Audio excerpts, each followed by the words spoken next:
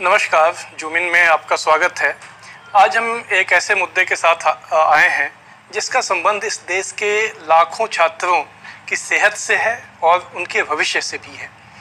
सवाल यह है कि क्या अभी जो देश में कोरोना महामारी फैली हुई है और जिस तरह ये फैलती ही जा रही है, इसके केसेस लगातार बढ़ते जा रहे हैं, उसको देखते हुए क्या अभी ऐसे हालात हैं कि देश में जो यूनिवर्सिटीज़ के एग्जामिनेशंस हैं, जो परीक्षाएं हैं, इम्तहान है, वो कराए जा सकते हैं। ये एक बड़े विवाद का मुद्दा बन गया है क्योंकि पिछले दिनों यूनिवर्सिटी ग्रांट कमीशन यूजीसी ने ये सभी यूनिवर्सिटीज़ को और कॉलेजेज को ये निर्देश दिया कि जो फाइनल ईयर के एग्जामिनेशन हैं वो सितंबर तक, यानी 30 सितंबर के पहले वो उसको कंडक्ट कर लें, वो सारे एग्जामिनेशन वो करवा लें। जबकि कई छात्र संगठनों का, शिक्षक संगठनों का ये कहना है कि ये छात्रों की सेहत से खिलवाड़ है। और सवाल सिर्फ इतना ही नहीं है, ये एक राजनीतिक मुद्दा भी बन चुका है क्योंकि जो अनेक राज्य सरकारें हैं, जो ज़्यादातर गैर बीजेपी पार्टी का जहाँ शासन है, वैसी राज्य सरकारें जहाँ पर हैं, उन्होंने इस फैसले का विरोध किया है। उन्होंने कहा है कि ये जो फैसला लिया गया, एक तो छात्रों के हितों को ध्यान में नहीं रखा गया और दूसरी बात, इसमें किसी भी राज्य सरकार से कंसल्टेशन नहीं किया गया, राय मशवरा नहीं किया गया। जबकि जो हायर एजुकेशन है, उच्चतर शिक्षा है, वो संविधान के कंकरेंट लिस्ट, समवर्ती सूची का विषय है जिसमें राज्य और केंद्र दोनों का ही दखल होता है। तो वो बिना किसी भी राज्य से, बिना किसी छात्र संगठन से, बिना किसी शिक्षक संगठन से राय मशविरा किए यूजीसी ने ये गाइडलाइन दे दी है। इसमें कई राज्यों ने, खासकर महाराष्ट्र ने तो बहुत ही साफ कह दिया है कि वो इसका पालन नहीं करेंगे क्योंकि आपदा प्रबंधन कानून जो है उसके तहत उनको ये अधिकार मिला हुआ है कि ऐसे किसी भी निर्देश का वो अनादर कर सकते हैं, उसकी अवहेलना कर सकते हैं। जबकि केंद्र सरकार की तरफ से, मानव संसाधन विकास मंत्रालय की तरफ से ये कहा गया है कि ये जो निर्देश है, यूजीसी की जो नई गाइडलाइन है एग्जामिनेशन के बारे में, वो बाइंडिंग है, उसको मानना ही होगा, बाध्यकारी है। और ये एक इसीलिए क्योंकि केंद्र का जो रुख है, यूजीसी का जो स्टैंड है और विभिन्न राज्य सरकारों का जो स्टैंड है, उसके बीच में एक टकराव खड़ा हो गया है। आज हम इसी बात को समझने की कोशिश करेंगे कि जो लोग इसके खिलाफ हैं वो क्यों इसके खिलाफ हैं, और सरकार अगर इसको समर्थन कर रही है, इसका यूजीसी एग्जामिनेशन कराना चाहता है, तो क्यों करवाना चाहता है इस माहौल में। इसमें हमारे साथ कई गेस्ट जुड़ेंगे। हम सबसे पहले बात करेंगे, हमारे साथ जो NSUI, national students union of India के नेशनल कोऑर्डिनेटर इंचार्ज हैं करणबीर सिंह। आपका स्वागत है। आप करणबीर जी, आप लोग क्यों, अगर एक देश में महामारी फैली हुई है, ये तो हम लोग सभी जानते हैं, देश में इसके बीच में अगर चीज़ों को कुछ संभालने की कोशिश हो रही है, यूजीसी अगर छात्रों के फ्यूचर को ध्यान में रखकर, उनके भविष्य को ध्यान में रखकर एक फैसला कर रहा है कि किसी एग्जामिनेशन करा लिए जाएं, तो इसमें क्या ऐतराज की बात हो सकती है? देखिए, सबसे पहले तो मैं ये कहना चाहता हूँ कि देश में कोरोना का जो रेट है वो स्काई रॉकेट कर गया है। आज ऑलमोस्ट 10 लाख केसेस पहुंचने वाले हैं कोरोना के, और गवर्नमेंट की जो सेंट्रल गवर्नमेंट है उनकी कोई प्रिपरेशन नहीं है इसको कैसे टैकल किया जाएगा। कोई अभी ट्रांसपोर्टेशन भी पूरी तरह इन प्लेस नहीं हुई। बहुत से छात्र हैं जो देश के विभिन्न कोनों में फंसे हुए हैं, ट्रांसपोर्टेशन अभी इन प्लेस है नहीं। कई राज्यों में अभी तक लॉकडाउन है। और अगर मैं बात करूं दिल्ली विश्वविद्यालय की, दिल्ली विश्वविद्यालय में पूरे देश भर से छात्र आते हैं। आप एग्जाम कंडक्ट करवाना चाहते हैं मगर आपके पास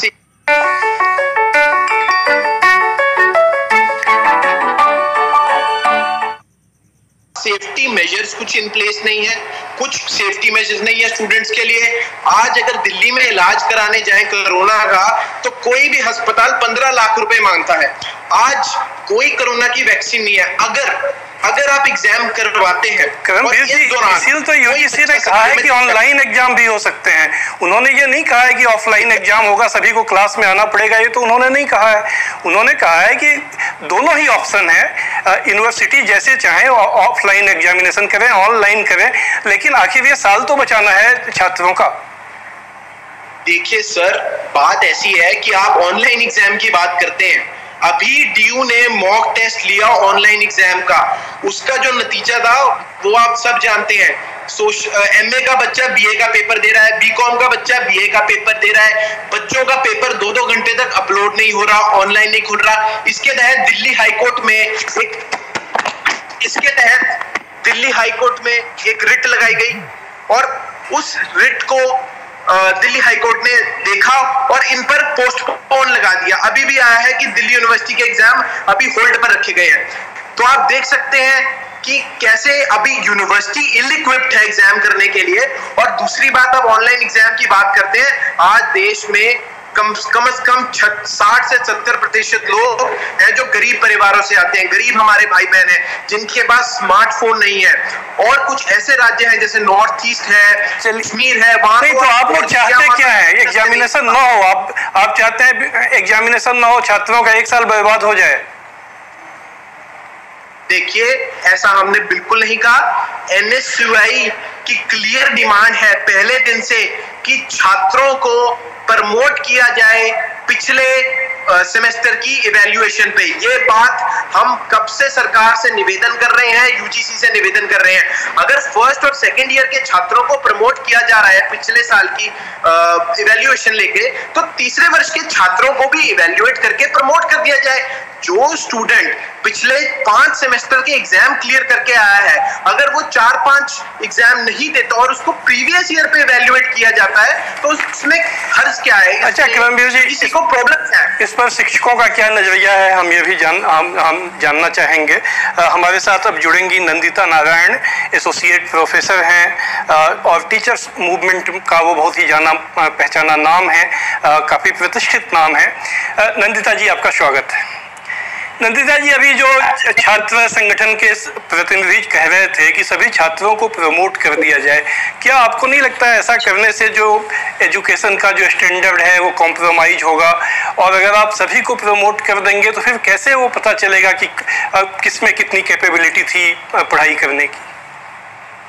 नहीं, देखिए, ऐसा है कि इसमें जहाँ तक मैंने सुना है कि स्टूडेंट्स ने जो कहा है और जो टीचर्स भी कह रहे हैं, ये सिर्फ हमारे दिल्ली यूनिवर्सिटी टीचर्स एसोसिएशन का यूनानिमस पोजीशन ही नहीं है। पूरे देश के जो सेंट्रल यूनिवर्सिटीज हैं, स्टेट यूनिवर्सिटीज हैं, जितने भी हमारे हायर एजुकेशन इंस्टीट्यूशंस हैं, वो सब एक आवाज में हमारा एक ग्रुप भी है, joint forum for movement on education, federation of central universities teachers association, हम भी यही कह रहे हैं। और हम ये नहीं कह रहे हैं कि आप सबको ऑटोमेटिकली प्रमोट किया जाए। हम कह रहे हैं कि आप उनका जो रिजल्ट है पिछले 5 सेमेस्टर्स में, आपको ये जानना चाहिए कि ये वाला सेमेस्टर 6 में से केवल 1 सेमेस्टर है। ये कोई उस तरह से फाइनल एग्जाम नहीं है, इसकी कोई और ज्यादा अहमियत नहीं है as compare to the earlier semester. सारे सेमेस्टर्स में बोर्ड एग्जाम होता है, एक्सटर्नल इवैल्यूएशन होती है 75%, इंटरनल होती है 25%। तो वो जो उनका अच्छा खासा रिकॉर्ड है एक क्रेडिबल एग्जामिनेशन सिस्टम के थ्रू, उसके एवरेज के बेसिस पे, और इस सेमेस्टर में इंटरनल असेसमेंट जो टीचर्स ने हर स्टूडेंट की पोजीशन सर्कमस्टांस को ध्यान में रख के जो किया है, जितना भी कर पाए हम लोग इंगेज उनके साथ, उसके बेसिस पे आप रिजल्ट निकालिए। क्योंकि इस टाइम पे एग्जामिनेशन जबरदस्ती कराना ऑफलाइन या ऑनलाइन बहुत ही गलत होगा। ऑनलाइन कभी भी हमारे यहाँ ऐसा कोई सिस्टम ऑनलाइन एग्जामिनेशन का नहीं है। इसमें आपका जो बेसिक चीज है कि कौन एग्जाम कर रहा है, स्टूडेंट खुद कर रहा है, कोई और कर रहा है, आप एक करप्ट सिस्टम को इसमें इनकरेज करते हैं। और ऐसी जो फर्जी एक इंडस्ट्री बन गई है कि किसी की एग्जाम करके उसका स्क्रिप्ट आप अपलोड करवा दें, और जो पूरा ऑनेस्टी का सवाल है उसको डाउनग्रेड करके आप एक अब्सर्ड सिस्टम लाना चाहते हैं, ये हमारी यूनिवर्सिटी के लिए भी बहुत घातक होगा। तो स्टूडेंट्स को आप डिले नहीं कर सकते। ये बातें तो आप लोग रिजल्ट चाहिए, आगे भी जाना है इनको। नंदिता जी, ये बातें आप लोगों ने कही है, कई छात्र संगठनों ने भी कही है, लेकिन ऐसा लगता नहीं है कि यूनिवर्सिटी या यूजीसी आप लोगों की बात को सुन रहा है। दिल्ली हाई कोर्ट में भी ये मामला आया था, वहाँ दिल्ली यूनिवर्सिटी ने तो बाकायदा शेड्यूल दे दिया है जिससे कि वो अगस्त में एग्जामिनेशन कंडक्ट कराए जाएंगे। तो अब अगर एग्जामिनेशन होगा तब तो उसमें भाग लेना पड़ेगा, आप लोगों को भी लेना पड़ेगा और छात्रों को भी लेना पड़ेगा। आप लोगों के सामने क्या ऑप्शन है अब?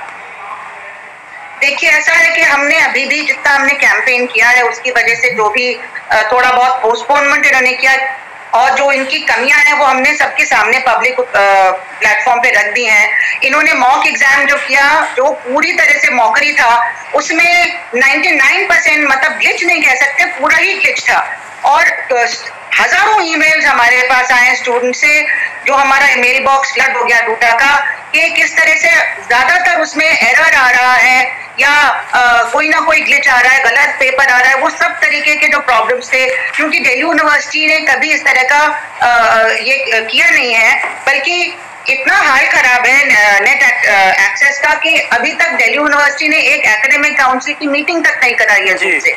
जब आप इस पोजीशन में नहीं है तो आप कैसे इतने बड़े एग्जाम में इतने लाखों स्टूडेंट्स के लिए साइमल्टेनियसली अपलोड जो करेंगे, आप किस क्या सोच के कर रहे हैं? या तो कोई कमर्शियल इंटरेस्ट है इसमें, जो हमें ये शक है कि Amazon वेब से इन्होंने कॉन्ट्रैक्ट साइन करवा लिया है और क्योंकि आप उसमें बैकआउट नहीं कर पा रहे हैं, उनका मुनाफा करवाना है आपको, पूरा कमर्शलाइजेशन की तरफ आप डाल रहे हैं। इस वजह से एकदम हेल बेंट है, जबकि 50,000 से ज्यादा स्टूडेंट्स ने फीडबैक दिया कि हम ये नहीं हम नहीं कर पा रहे, हमने एक्सेस नहीं कर पाए ऑनलाइन क्लासेस ज्यादातर, और इसमें हम बिल्कुल तैयारी हमारी नहीं, किताबें नंदिता जी आपने अपना पर्सपेक्टिव दिया, बहुत ही अपना कीमती समय आपने हमारे लिए निकाला, इसके लिए आपका बहुत बहुत धन्यवाद।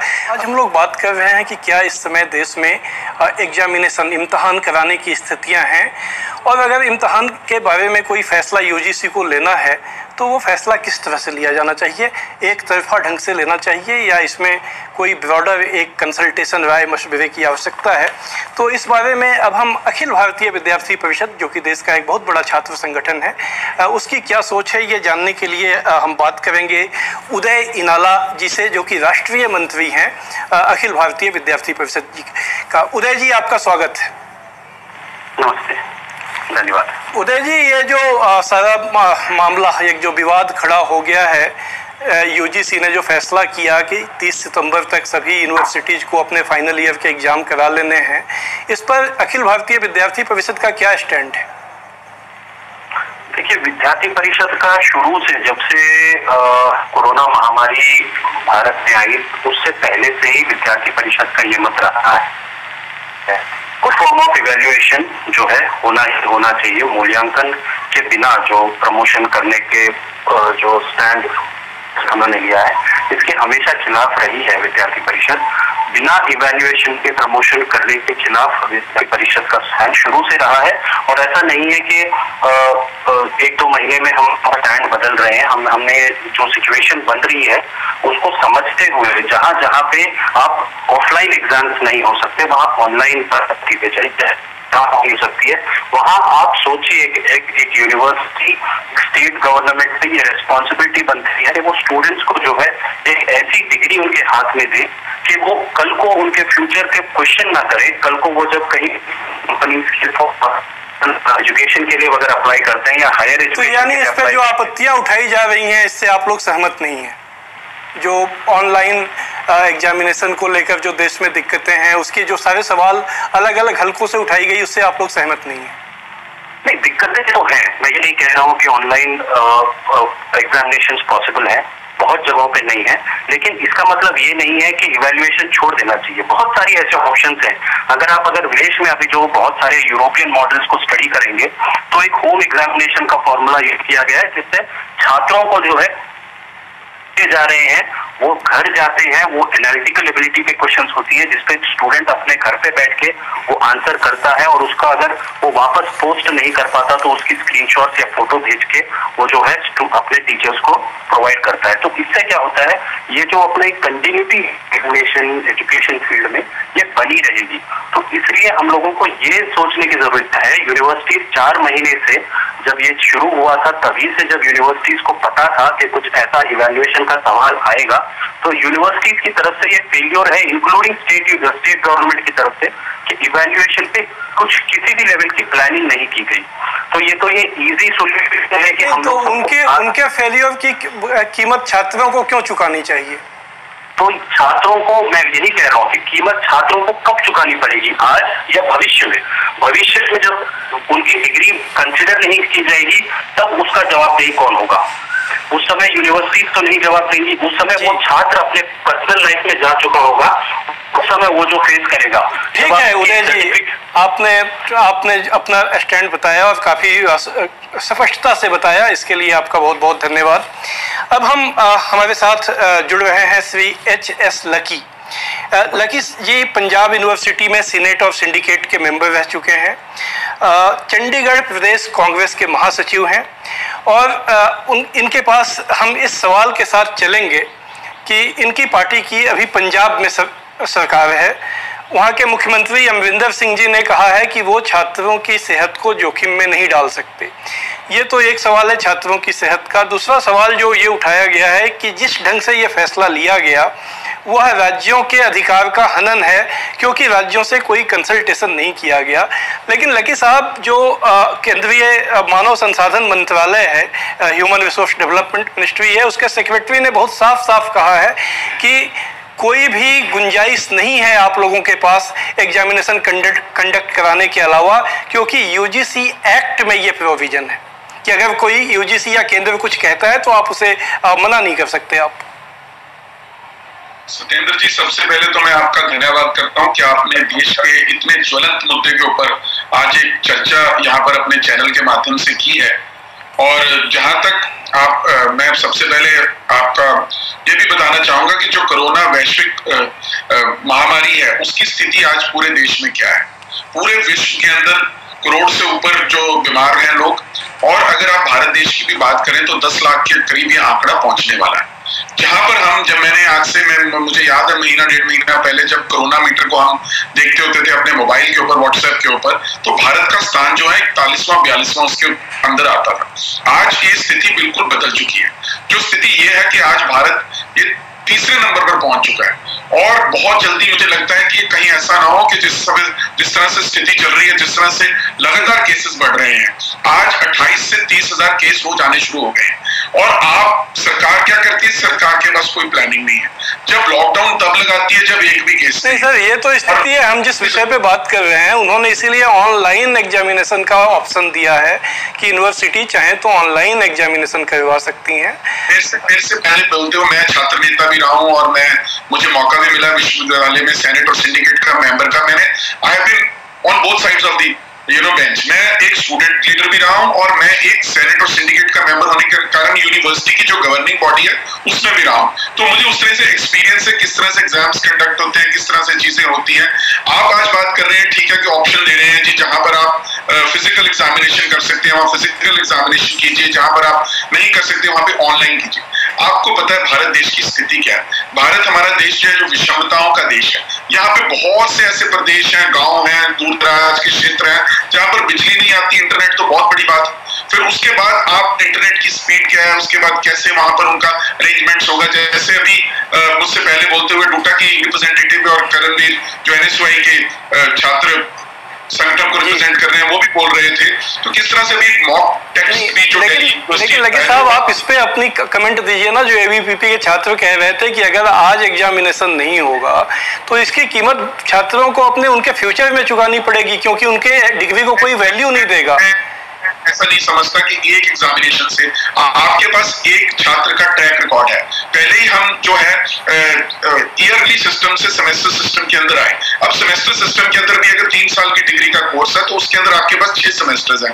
5 सेमेस्टर्स में आप एक छात्र का आकलन कर चुके हैं, first, second, third, fourth, fifth. आपको पता है विभिन्न सब्जेक्ट्स के अंदर उसकी क्या परफॉर्मेंस रही है। अब 6वें सेमेस्टर के अंदर अगर आप उसकी असेसमेंट उसके पुराने जो रिकॉर्ड है उसके हिसाब से करेंगे, मैं ऐसा नहीं समझता कि कोई पहाड़ टूट जाएगा। लेकिन आपने मेरे पहले सवाल का जवाब नहीं दिया कि ये तो जो राज्य और केंद्र के अधिकार क्षेत्र का सवाल उठा है उसमें क्या कोई ऐसी एम्बिग्यूटी है, या जैसा कि केंद्रीय जो सेक्रेटरी हैं ह्यूमन रिसोर्स डेवलपमेंट के, उन्होंने कहा कि कोई एम्बिग्यूटी नहीं है, अगर UGC कहता है तो ये मानना पड़ेगा।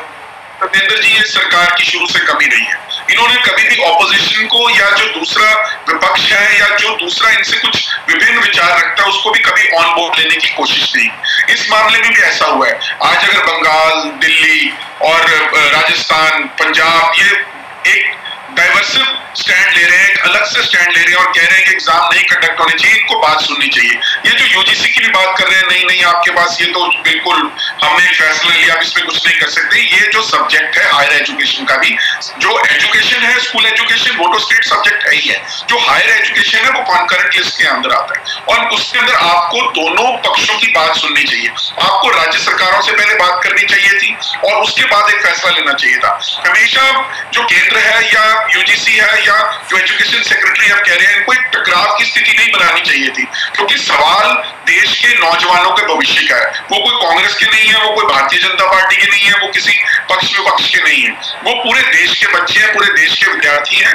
आज उनकी सेहत का भी ख्याल रखना है, साथ ही साथ ये भी ख्याल रखना है कि किस तरीके से एक ऐसा यूनिफॉर्म सिस्टम अडॉप्ट किया जाए जिसको फॉलो करके हम जो है आगे बढ़ सके, ना कि यहाँ पर कोई जिद पकड़कर या कल ये खबर आई कि महाराष्ट्र में जो चीफ मिनिस्टर हैं उद्धव ठाकरे, उन्होंने मीटिंग की वहाँ का जो आपदा प्रबंधन बोर्ड है उसकी, और उसमें यह फैसला किया गया कि महाराष्ट्र एग्जामिनेशन नहीं कराएगा। और उसके बाद महाराष्ट्र सरकार की तरफ से ये कहा गया है कि जो ये कानून है आपदा प्रबंधन अधिनियम, यह राज्य सरकार को ऑथराइज करता है इस तरह के फैसले लेने के लिए। मैं आपसे जानना चाहता हूँ, क्या ये इसी रास्ते पर दूसरी आपकी पंजाब की सरकार है या दूसरी जो सरकारें हैं वो भी इसको फॉलो करेंगी या वो इसमें अंत में जाके नरम पड़ जाएंगी? सतेंद्र जी, मैं एक लॉयर भी हूं और कानून का भी ध्यान रखता हूं। जो वो बात कह रहे हैं महाराष्ट्र के मुख्यमंत्री बिल्कुल ठीक कर रहे हैं। डिजास्टर मैनेजमेंट के अंदर आपको बहुत वास्ट पावर्स मिलती है और उस समय आप कुछ भी कर सकते हैं। और आप महाराष्ट्र की स्थिति भी देख सकते हैं, वहां पर 8,000 के करीब रोज केसेस आ रहे हैं। मुंबई की आप हालत देख लीजिए, दिल्ली में देख लीजिए 2,500-3 हजार केसेस आ रहे हैं। कुछ 2-3 दिन से थोड़ा सा कम हुआ है, 1600-1700 है, पर कभी केस बढ़ जाते हैं, कभी कम हो जाते हैं। पंजाब में भी केसेस बढ़े हैं, हरियाणा में भी केसेस बढ़े हैं, जो एनसीआर के आसपास का एरिया उनके अंदर भी केसेस बढ़े हैं, तमिलनाडु। आप देश के विभिन्न राज्यों की स्थिति देख लीजिए कि केसेस नीचे नहीं जा रहे, केसेस ऊपर जा रहे हैं। ऐसे समय में जब सरकारें डिफरेंट समय में लगी, मैं आपको पंजाब यूनिवर्सिटी का एग्जाम्पल देना चाहता हूँ। यहाँ पर क्वारंटाइन सेंटर बना रखे हैं इन्होंने, हॉस्टल्स के अंदर बना रखे हैं और जगह रखा रखे हैं, ड्यूटीज लगी हुई हैं। ऐसे समय में ये लोग क्या कोरोना की महामारी के साथ लड़ाई करेंगे या आपके एग्जामिनेशन करेंगे? लखी जी, थोड़ा अब हमारे पास समय का अभाव है। आपने अपना बहुत महत्वपूर्ण समय निकाला, कीमती समय दिया और बहुत अच्छा पर्सपेक्टिव आपने इस ये जो कंट्रोवर्सी है इसके ऊपर आपने दिया, इसके लिए आपका बहुत बहुत धन्यवाद। तो आज जूम इन में हम लोगों ने एक महत्वपूर्ण मुद्दे पर जिसका संबंध छात्रों की सेहत और उनके भविष्य से है उसकी चर्चा की। जूम इन के अगले अंक में इसी तरह हम फिर किसी एक महत्वपूर्ण मुद्दे को लेकर आएंगे। आज